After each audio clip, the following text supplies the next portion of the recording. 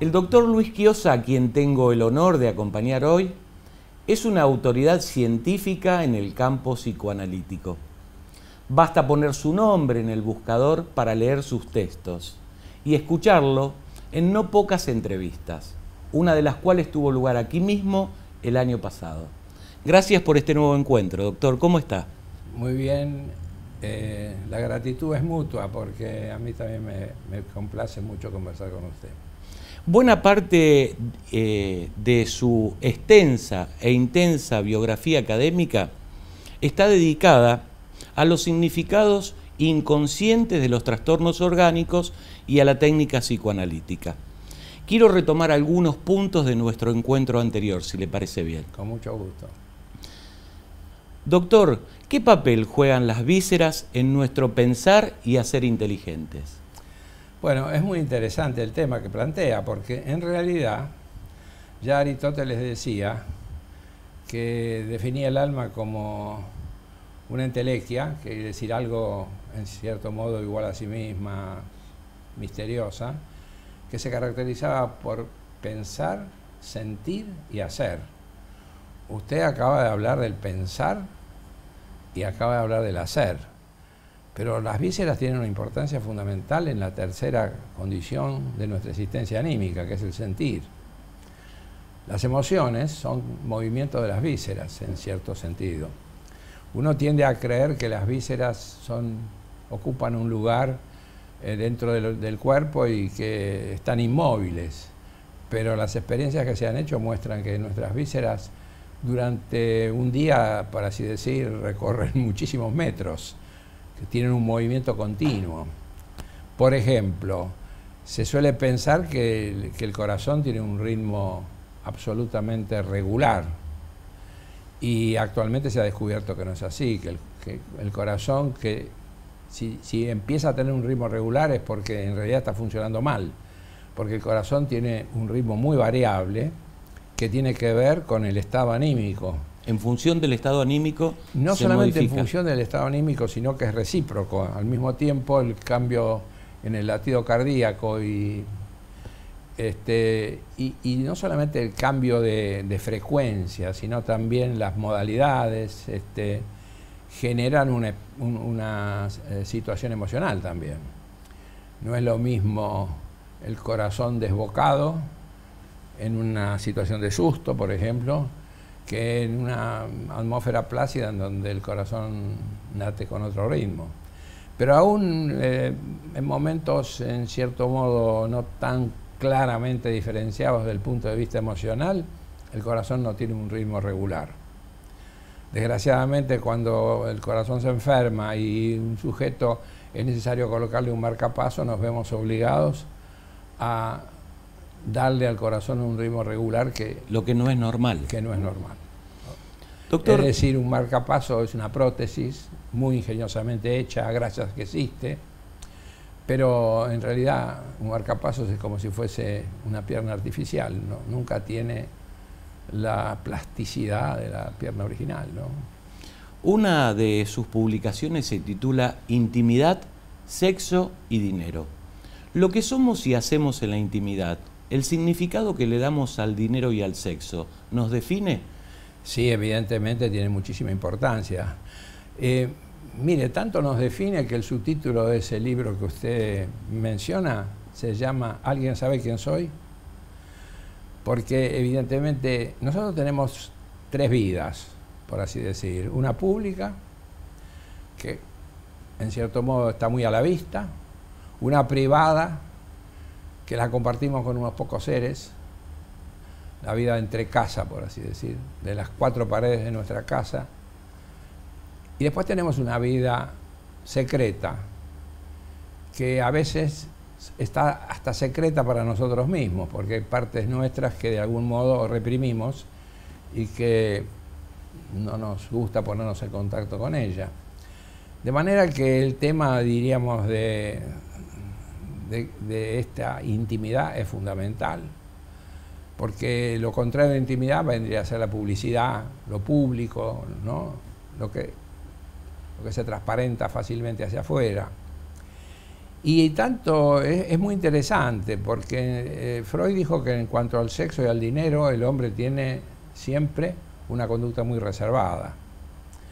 Durante un tiempo llegamos a pensar que esto había cambiado con respecto al sexo, porque actualmente uno puede escuchar en una entrevista televisiva que una actriz cuenta su primera experiencia sexual. Entonces parecería que el sexo se ha liberado de esta atmósfera de privacidad, pero no es así, porque después...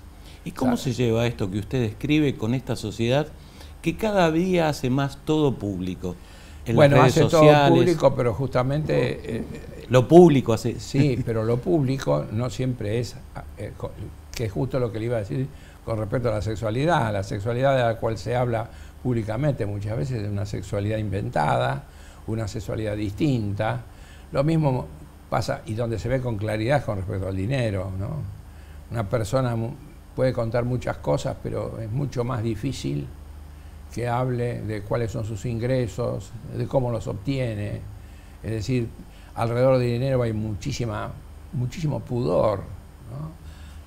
A veces porque se acompañan sentimientos de culpa, lo mismo pasa con la sexualidad, pero otras veces porque se teme, por ejemplo, la envidia, porque de algún modo surge como una fuente de conflictos en la convivencia.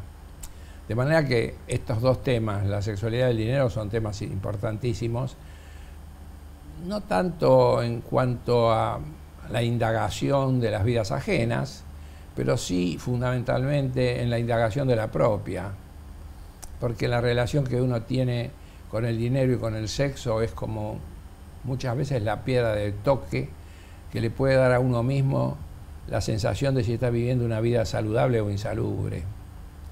Y una cosa muy importante que no hay que dejar de decir al respecto, porque es un prejuicio muy fácilmente compartido, en realidad sabemos que en todo lo que tiene que ver con la vida, el máximo nunca coincide con el óptimo. De las cosas mejores inclusive. A ver cómo es eso. Por ejemplo, el azúcar es una cosa muy beneficiosa para la vida, pero más allá de un óptimo es tóxica.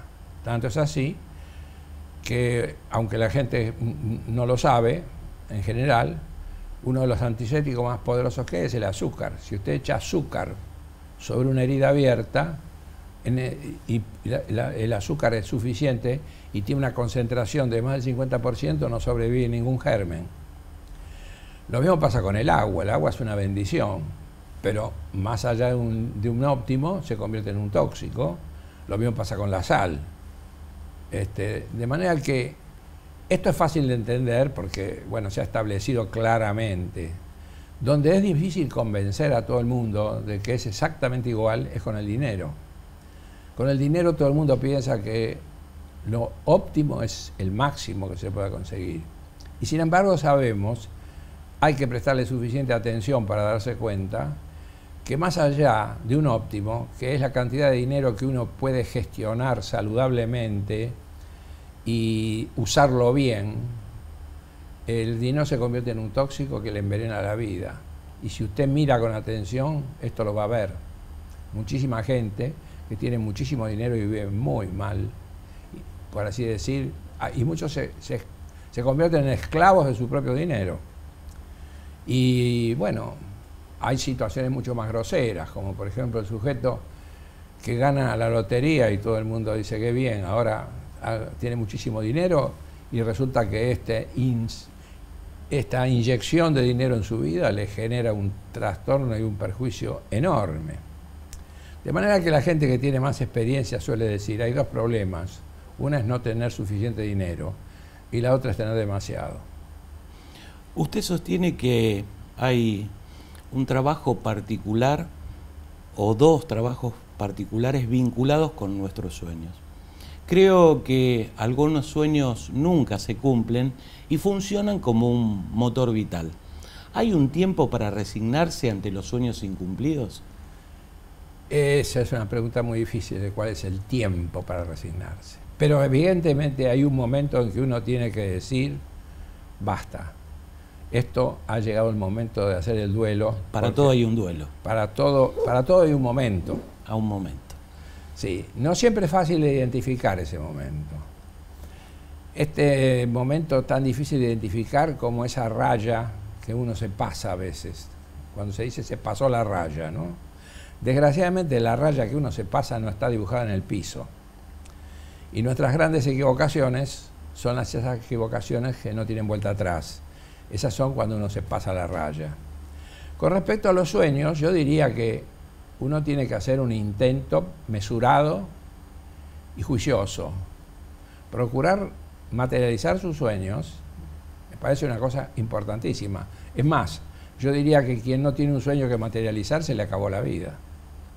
Yo creo que la vida tiene sentido mientras algo nos falte. La idea de que a uno no le falta nada es la idea de que no tiene motivo para vivir, porque la vida es un camino hacia algún lugar y ese lugar está identificado por esto lo que tengo que conseguir porque todavía no lo tengo. Y cuando digo conseguir, no solo me refiero obviamente a adquisiciones materiales, a veces son logros de otra naturaleza. Pero al mismo tiempo uno tiene que darse cuenta que los ideales se puede plantear que es como la zanahoria que uno le pone al burro para que camine. Si la pone muy lejos, el burro se desmoraliza y no camina. Si la pone muy cerca, se la come y tampoco camina. De manera que nuestros ideales tienen que estar en la medida justa para hacernos caminar sin desmoralizarnos, pero al mismo tiempo tienen que estar un poquito más allá de lo que conseguimos fácilmente. Por eso le digo que es una pregunta difícil cuál es la medida justa, pero bueno, esto es decir, uno lo descubre viviéndolo y tratando de ser mesurado en lo que ambiciona y mesurado en la evaluación de hasta qué punto lo está consiguiendo o ha llegado el momento de renunciar. Yo creo que esta es una cuestión fundamental que necesariamente vivir implica tenerla en cuenta. Hablando del consumo de bienes materiales, digo que vivimos en una sociedad gobernada por los mercados. Y a veces creemos haber alcanzado la felicidad cuando tenemos un placar repleto o varios relojes, para ver pasar las mismas horas en cuadrantes diferentes. ¿El consumo de bienes materiales es un tipo de adicción? Sí, bueno, por supuesto. Es porque en realidad tiene que ver con algo que conversábamos antes de empezar esta entrevista. Yo pienso que esto es el producto de un malentendido, ¿no? En realidad se buscan mucho los bienes materiales por dos motivos. Primero, porque de algún modo se ha desplazado todo el bienestar a la fantasía de que el bienestar se obtiene materialmente. Si usted se pregunta cuáles son los motivos que dan sentido a la vida, usted se da cuenta que hay dos posibilidades. Una es haber descendido al nivel más bajo, que es comer, dormir, tener relaciones genitales, para decir groseramente las cosas... Genitales, que se escuche con atención, no sexuales. Hablamos de cosas diferentes. Todas, sexuales son todas. Son todas. Porque lo que Freud mostró que es una misma energía que pasa de un lado al otro. Entonces, también en comer hay sexualidad, en todo, en fin. Pero bueno, digámoslo claramente. Entonces, pero evidentemente, como rápidamente se descubre, esto no basta para darle sentido a la vida. La vida uno la tiene que poner en algo que le despierta, por así decir, el entusiasmo de sentirse realizando algo creativo, algo que conduce a un bienestar en la convivencia. La convivencia es importantísima. No es que uno nace entero y después convive, ¿no? Uno se constituye desde el primer instante conviviendo, ya para dejar todo lo prenatal, que es fascinante, y ir a cosas más fáciles. Desde el primer momento del nacimiento, el bebé se constituye como persona conviviendo en una relación intimísima con la madre, que después se va ampliando a la intervención del padre, en fin, y toda la familia. Entonces el convivir es un asunto fundamental, al punto tal que podemos decir que la fuerza de uno se mide por la debilidad del ser amado, que es más débil. Es como en una cadena. ¿Cómo mide usted la resistencia de una cadena? Por el eslabón más débil, porque por más fuerte que sean los otros, ahí es donde se rompe la cadena y ya no sostiene su función. Y lo mismo pasa con la vida de uno. Por más fuerza que uno tenga, de alguna manera, la fuerza de uno está medida por la debilidad del más débil de los seres queridos. Y si digo esto, no es para poner el acento en fuerza y debilidad, sino para poner el acento de cuánto dependemos de nuestros afectos, ¿no? En ese sentido, todos somos dependientes. Pero la palabra dependencia tiene mala prensa, porque hay dependencias que son denigrantes y son destructivas. Condenatorias. Y claro, pero no toda dependencia es insalubre. Por ejemplo, la dependencia más absoluta que nosotros tenemos es del oxígeno. Usted no puede estar nada más que unos minutos sin oxígeno. Sin embargo, uno, a menos que se caiga en el agua y no sepa nadar, nunca va a estar preocupado por esa dependencia, ¿no? Porque no es deseable, porque es escaso. No es conflictiva. No es escaso. No es conflictiva, es una dependencia asumida. Doctor, asumida, sí. Hábleme de la insatisfacción de lunes a viernes y la satisfacción, digo entre comillas, de viernes a lunes. Bueno, justamente esto de lo que estábamos comentando venía en realidad con el trabajo insalubre, con la mala prensa que tiene el trabajo. En general es interesante porque el uso etimológico que se usa de la palabra trabajo y laburo es inverso a la manera en que se lo usa todos los días. Trabajo viene de tortura y laburo viene de labor. Sin embargo, cuando alguien quiere hablar del trabajo como una tortura, lo llama laburo, ¿no? Pero en realidad el trabajo es una tortura cuando el sujeto está trabajando de una manera que no lo satisface, que no le genera la sensación de que está creando algo importante, que no le genera la sensación de novedad, que se transforma en algo rutinario, algo, bueno, en palabras sintéticas, insalubre. Aceptar un trabajo insalubre sin procurar mejorarlo. ¿Cómo se mejora el trabajo? Pues, por ejemplo, a través de la educación que capacita para hacer trabajos cada vez más interesantes y más complejos. Bueno, también la educación es un trabajo y también se lo interpreta mal, porque generalmente se piensa equivocadamente que uno tiene que estudiar para obtener un título. En realidad, uno estudia para obtener una capacidad, no un título. De manera que le den el título no le han dado nada. Le han dado nada más que una certificación que puede ser inclusive espuria. Todo esto se lo digo para ir al punto de que el trabajo bien hecho es un trabajo saludable que gratifica enormemente. Pero desgraciadamente, por motivos que no siempre son individuales, a veces tienen que ver con la organización social, una gran mayoría de personas acepta trabajar de lunes a viernes para juntar el dinero para disfrutar de viernes a lunes. Con lo cual, ya de entrada está aceptando que el 66% de su vida transcurre dentro de la penuria. Y esto realmente es muy triste. Esto no se arregla diciendo que en vez de descansar de viernes a lunes voy a descansar de viernes a martes. Esto solo se arregla encontrando una actividad en donde la recreación está también adentro del trabajo, que esto es una actividad más compleja, creativa. Sintiendo placer uno por lo que hace. Sintiendo placer por lo que hace, queriendo hacerlo cada vez mejor, sintiéndose muy gratificado por el resultado de lo que consigue y sintiendo que esto además se da en el contexto de una convivencia con colaboradores gratificante en realidad.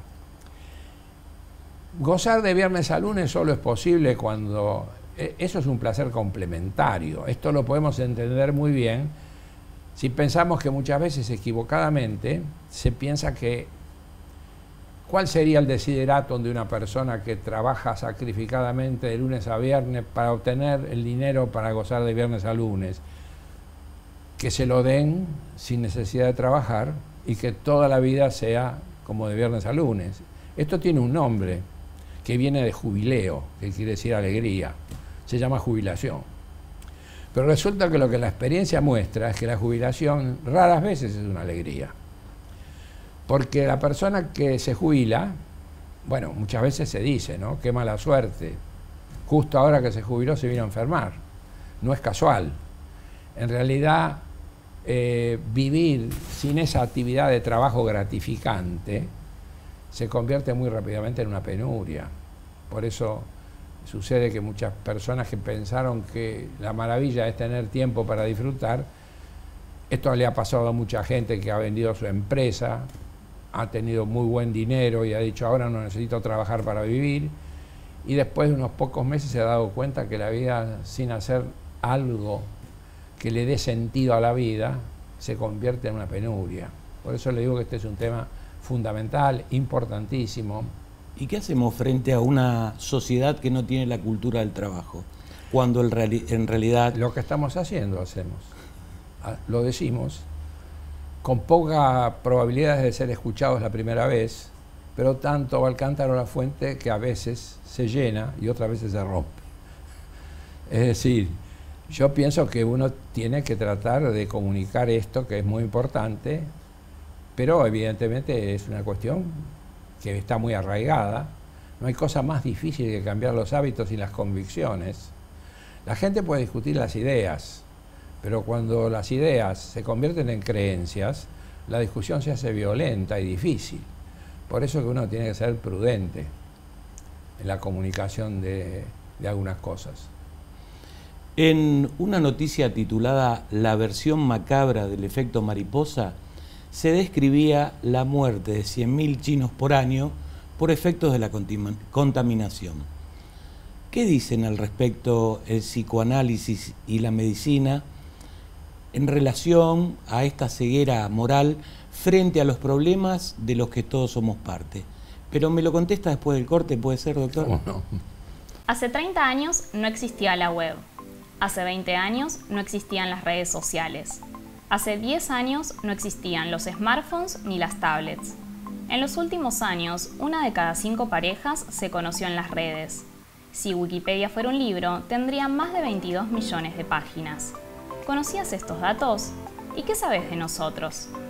Egresaron del ISEL más de 500 profesionales.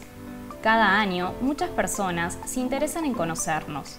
Cada mes acercamos a nuestros estudiantes y egresados diferentes propuestas laborales para su desarrollo profesional. Cada semana emitimos un programa de TV producido por nosotros. De los matriculados del Colegio Público de Martilleros y Corredores, un alto porcentaje egresó del ISEL. Cada día aprendemos juntos. Pero estos no son solo datos. Son cambios en las formas de enseñar, aprender y trabajar. No hace tanto el trabajo era diferente. Los modos de hacer y de pensar se transformaron. Pero la transformación no es nueva. Lo nuevo es el contenido de la transformación. Persisten aquellos que piensan, se repiensan, se redefinen y se reinventan. Se necesitan hombres y mujeres para hacer algo distinto. Se necesitan perfiles emprendedores, innovadores, creativos. capaces de pensar en los otros y con los otros y actuar de manera transparente. Marketing, recursos humanos, relaciones públicas, martillero y corredor público son las carreras que ofrecemos. La información está al alcance y producir conocimiento es tarea posible, apasionante y de todos. En el ISEL sabemos que estudiar da trabajo.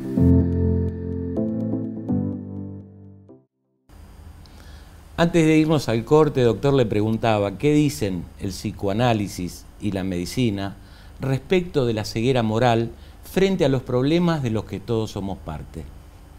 Bueno, es más fácil que se lo conteste si cambiamos de sentido. En vez de hablar de ceguera, hablemos de sordera. Porque hay un proverbio que dice muy atinadamente, no hay peor sordo que el que no quiere oír. Y decirlo con respecto a la ceguera es un poco más difícil, pero en el fondo es lo mismo. La ceguera, como la sordera, tiene que ver con dos tipos de perturbaciones. Unas que son inevitables y otras que en realidad cumplen un sentido, que es decir, como en el caso de la sordera, esto no lo escucho porque no lo oigo porque no lo quiero oír. En realidad, usted mencionaba el caso de la muerte, en fin, por un manejo torcido y equivocado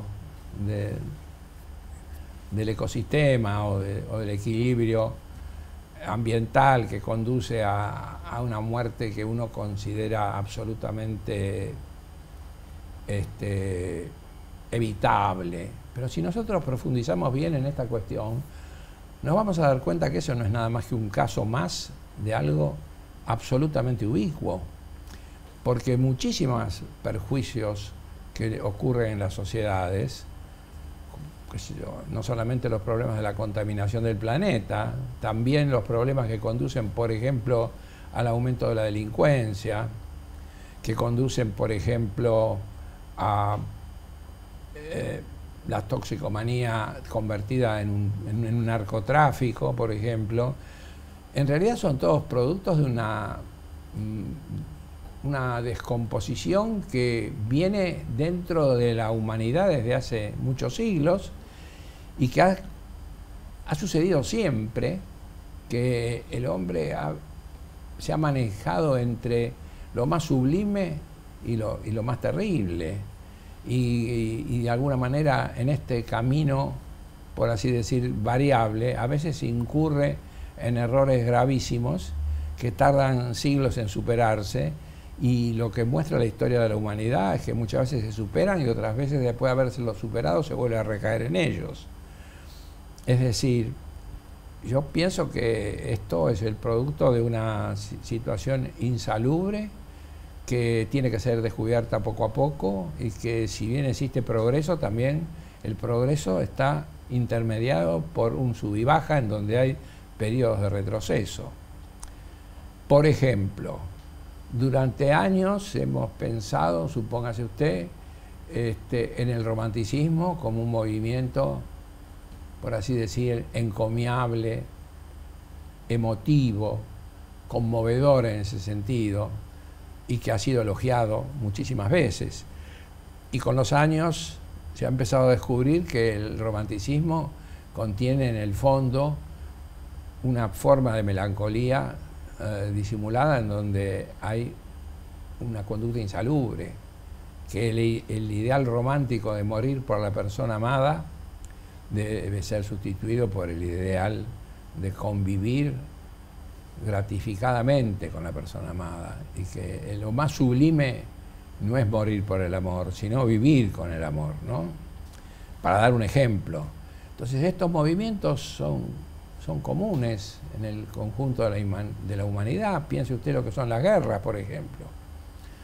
Evidentemente hubo guerras fratricidas que han sido realmente muy destructivas, y no son un fenómeno extraño dentro de la civilización humana. Cuando uno estudia historia, y sobre todo historia antigua, se da cuenta de que los males que hoy sufrimos son males que han cambiado muchas veces su fisonomía, pero que hablan también de un aspecto destructivo que al hombre le resulta difícil superar y elaborar bien. Lo hemos escuchado definir la corrupción desde la etimología. Parece que esta acción de romper, que necesita de otros para concretarse, no es lo que más nos importa a los argentinos. ¿Será porque se ha mundializado? Eso no sabría decir si es porque se ha mundializado, pero también es muy importante, por eso usted cita de que yo me fui a la etimología. ¿Y por qué fui a la etimología? Porque intenté tratar de comprender este problema de una manera un poco más amplia, que no se refiriera solamente a un traspié moral. La corrupción no es un único acto en la vida de una persona. Una persona no se hace corrupta del día a la mañana. Esto es producto de una trayectoria en donde el sujeto sucumbe a una tentación equívoca e insalubre, que en general le produce casi con absoluta seguridad y casi siempre más perjuicio que beneficio. ¿Podríamos decir que hoy es casi una cultura?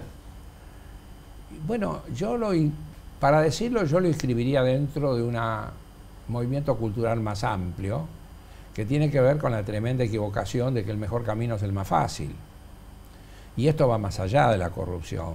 Por ejemplo, este principio equivocado se lo ve fácilmente en cosas que no tienen que ver con la corrupción, pero que son muy parientes, porque, por ejemplo, tratar de estudiar lo menos posible, lo más fácilmente posible, con el menor esfuerzo posible, y para cumplir con el mínimo y obtener un título habilitante para lo que fuere, en cierto modo linda con la corrupción o termina conduciendo a ella, porque después implica un fracaso en el rendimiento que de algún modo tiene que ser subsanado de alguna forma.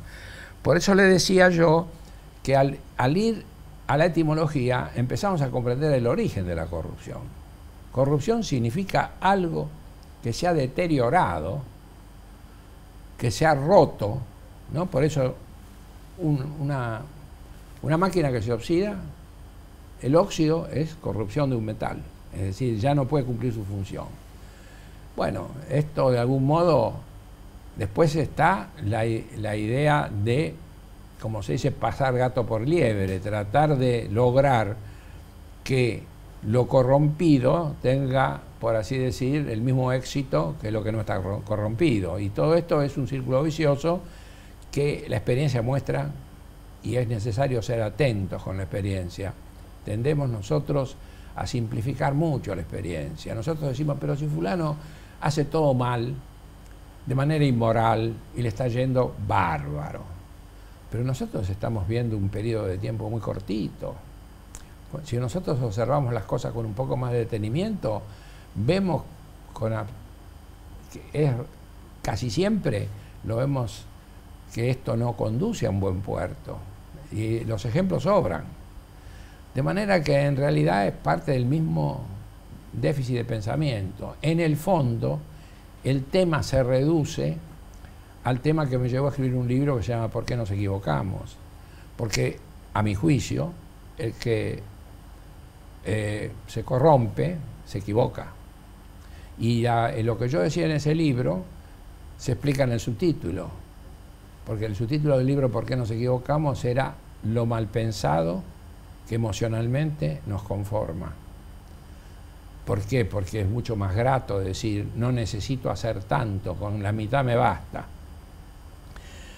Y cuando hablamos de por qué nos equivocamos... Pero estamos ahí en un error, por todo esto que usted nos exactamente. Nos pero lo que quería decir es que cuando yo me refiero en el libro a por qué nos equivocamos, no me refiero a los errores comunes, porque esos errores comunes son los errores que nos llevan a aprender. Los verdaderos errores son esos que hablábamos de que cuando se pasa la raya no hay vuelta atrás, esos que no tienen arreglo, esos que nos arruinan la vida. A esos es a los cuales tenemos que evitar tratando de elegir el camino más fácil, que nos seduce con su facilidad. En realidad yo creo que este es el círculo vicioso. Doctor, háblenos de la simbiosis que se debe generar en una persona entre su vida pública y su vida privada. Bueno, lo que pasa es que en realidad no sé si simbiosis sería término. La palabra adecuada, ¿no? Porque en realidad no es una simbiosis, sino que en realidad inevitablemente uno va a vivir una vida pública y una vida privada, así como inevitablemente va a vivir una vida privada y una vida secreta. ¿Por qué? Bueno, porque la transparencia completa es imposible y es insalubre, dicho sea de paso.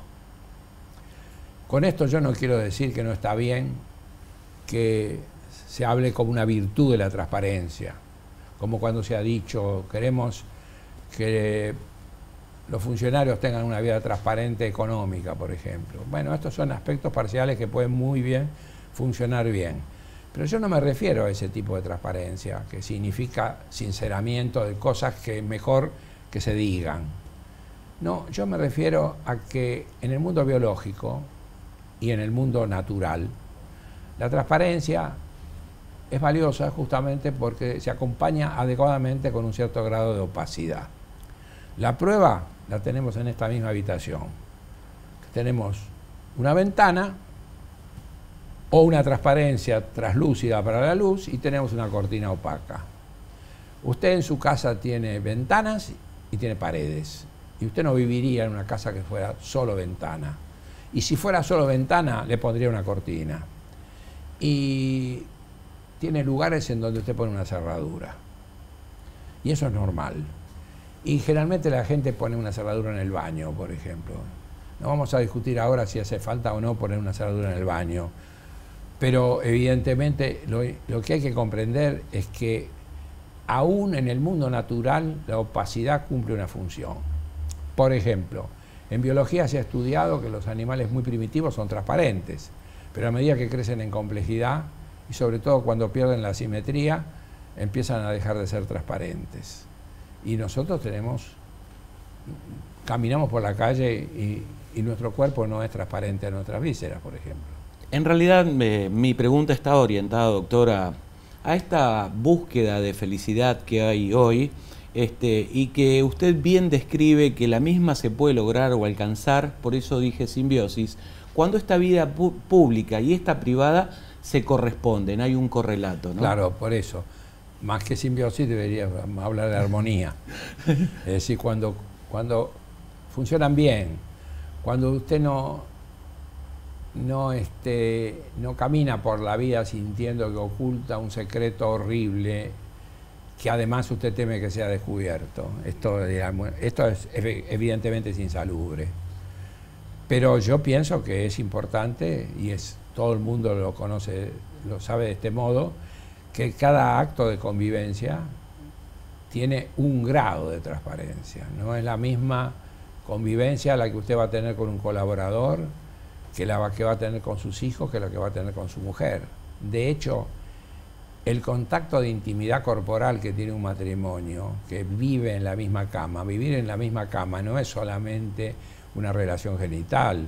Vivir en la misma cama es compartir un contacto de piel y es compartir una atmósfera de intimidad particular que puede funcionar mejor o peor, pero que siempre existe. Y cuando esta intimidad se pierde algo muy valioso, porque es más, uno de los dramas más grandes que tiene la vejez es la falta de contacto corporal. Es decir, uno puede tener una gran amistad o una gran cercanía emocional con sus hijos, pero tiene un contacto mucho más limitado.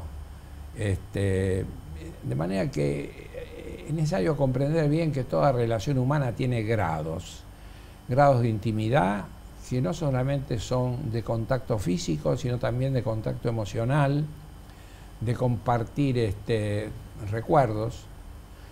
Y la convivencia es compartir recuerdos y compartir proyectos. Y muchas veces se trata de suplantar los proyectos con los recuerdos, lo cual es peligroso, porque de alguna manera una de las grandes situaciones que condicionan que actualmente se envejezca tan mal, si uno mira a su alrededor ve que estamos viendo que lo que predomina en nuestra sociedad es la vejez del geriátrico, la vejez enferma, que pocos ejemplos tenemos de vejeces saludables, creativas y constructivas, y eso tiene que ver porque de alguna manera se incurre cada vez en vivir más de los recuerdos y menos de los proyectos.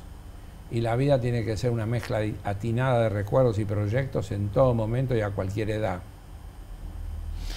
Asistimos a una constelación de usos del lenguaje llamativa. Decimos, por ejemplo, y bueno, nada. Comenzamos las oraciones o sentenciamos una oración diciendo, a ver, y cuando queremos decir o manifestar que algo ya terminó, decimos, ya fue. Le pido una interpretación general de estos usos del lenguaje, doctor. Pero hay dos cosas en su pregunta implícitas. Una son los usos del lenguaje, que pueden ser ricos o pobres. Y la otra es lo que usted está hablando de una pobreza en el lenguaje, característica de nuestra época. Sí, nosotros estamos viviendo, empecemos por esta segunda, nosotros estamos viviendo una época con una gran pobreza del lenguaje.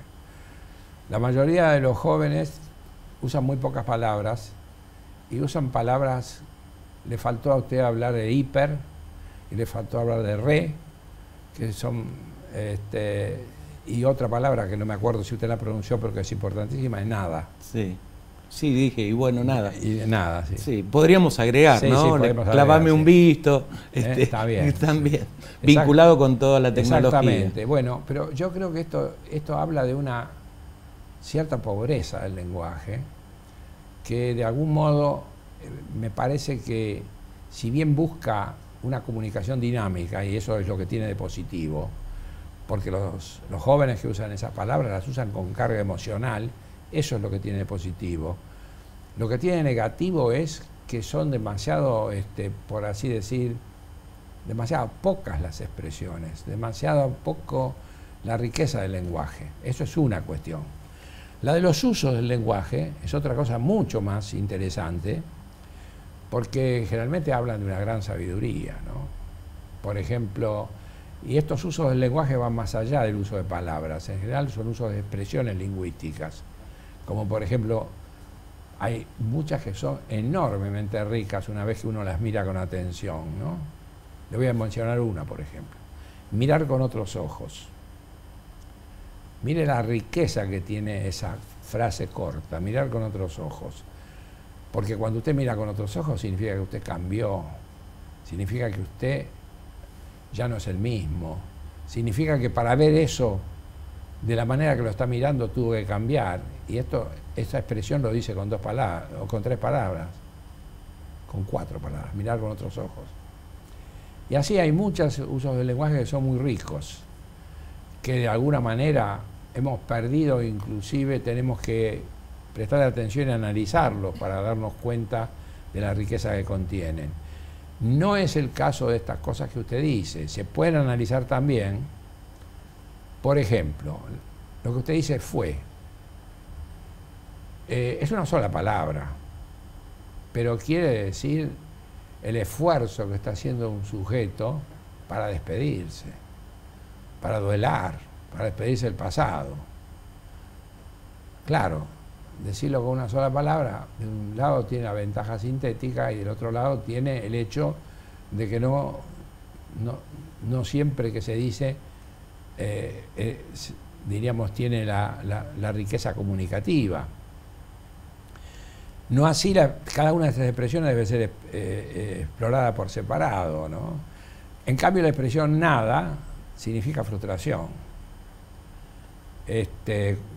Nosotros los que trabajamos con el psicoanálisis vemos en el material psicoanalítico, sobre todo de pacientes muy jóvenes o adolescentes, que usan la palabra nada de tal modo que a veces la repiten 3 veces en una misma oración, con lo cual están hablando de la intensidad de su frustración, porque nada significa lo contrario de obtuve, ¿no? Lo contrario de lo que buscaba esto y nada, ¿no? Y así cada una de ellas tiene que ser vista, pero yo creo que cuando usted habla de la tendencia actual en los usos del lenguaje, me parece que tenemos que reconocer de que hay una una cierta achicamiento de la riqueza de palabras, ¿no? ¿Cómo debe ser vista la expresión hoy más que utilizada por los jóvenes que refieren a determinados hechos diciendo me da paja? No lo sé, porque no la entiendo bien.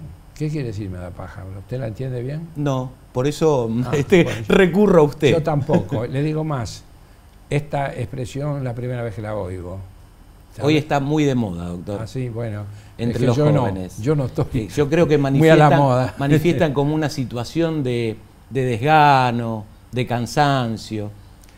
Bueno, si paja le damos la connotación del lenguaje popular de masturbación, evidentemente la masturbación puede ser vista de dos maneras. Una más realista, que habla de una frustración, y otra menos realista, más ilusoria, que no totalmente equivocada, porque la masturbación, como lo ha demostrado muy bien el psicoanálisis, es un estadio intermedio en la búsqueda del placer genital compartido o sexual compartido, de manera que la masturbación en sí misma no es patología. Obviamente dependerá de las condiciones. Una cosa es la masturbación en un sujeto en relación de confinamiento, o la masturbación en un adolescente que está o en un puber que está tratando de aproximarse a compartir una experiencia sexual compartida. Y otra cosa es la masturbación como un hábito perdurable que, en cierto modo, funciona casi como una obstrucción de este logro que es convivir de manera mutua y recíproca a la gratificación sexual. Entonces, a mí me parece que la palabra paja tiene esa doble connotación. Por un lado es algo despreciable, y por otro lado aparece casi como idealizado, ¿no? Como si fuera,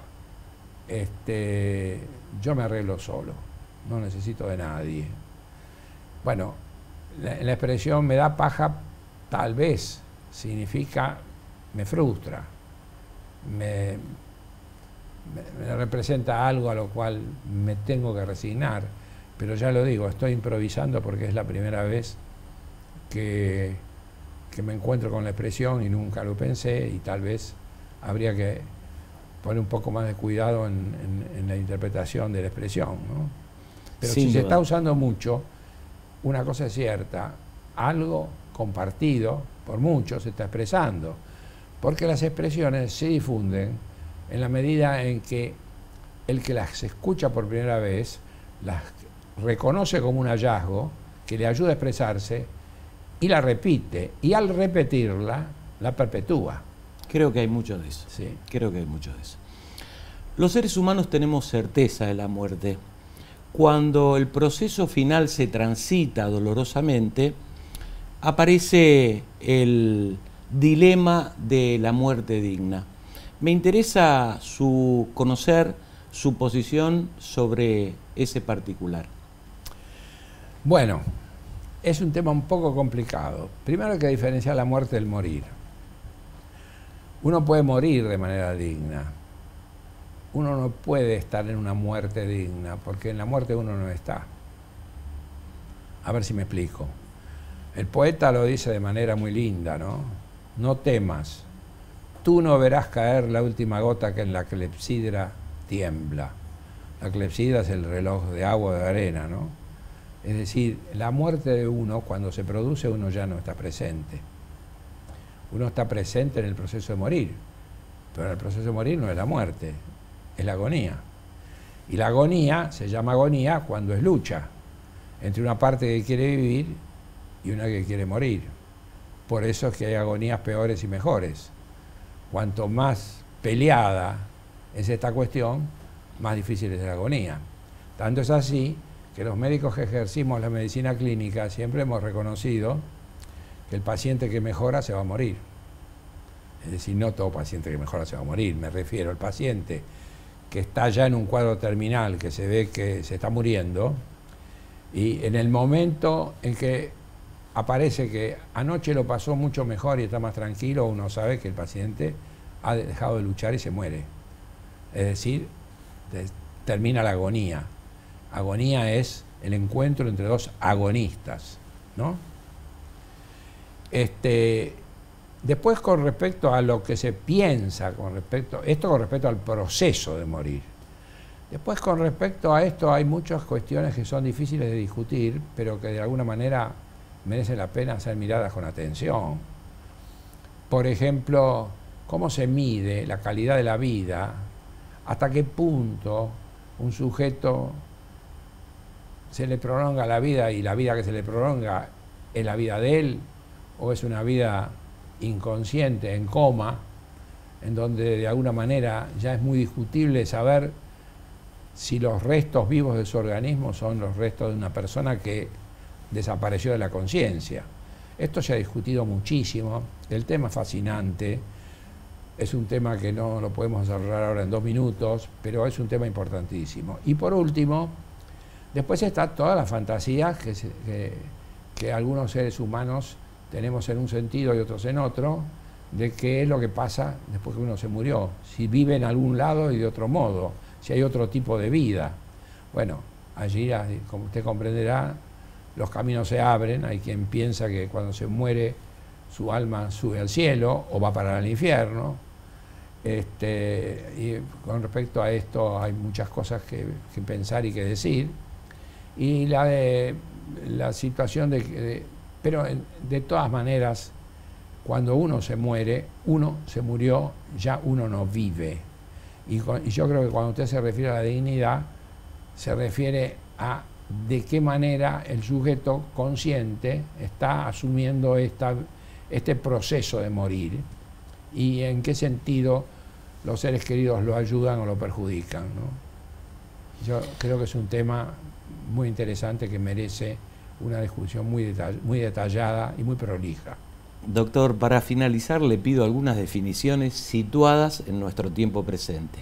Destino, convivencia y satisfacción. Bueno, la palabra destino, de alguna manera, es una palabra también que lleva a cuestiones muy distintas, ¿no? Hace un tiempo escribí como título lo que nos hace la vida que hacemos, con lo cual quería subrayar que es muy difícil decir mi destino estuvo marcado porque nací en Buenos Aires en lugar de nacer en Londres.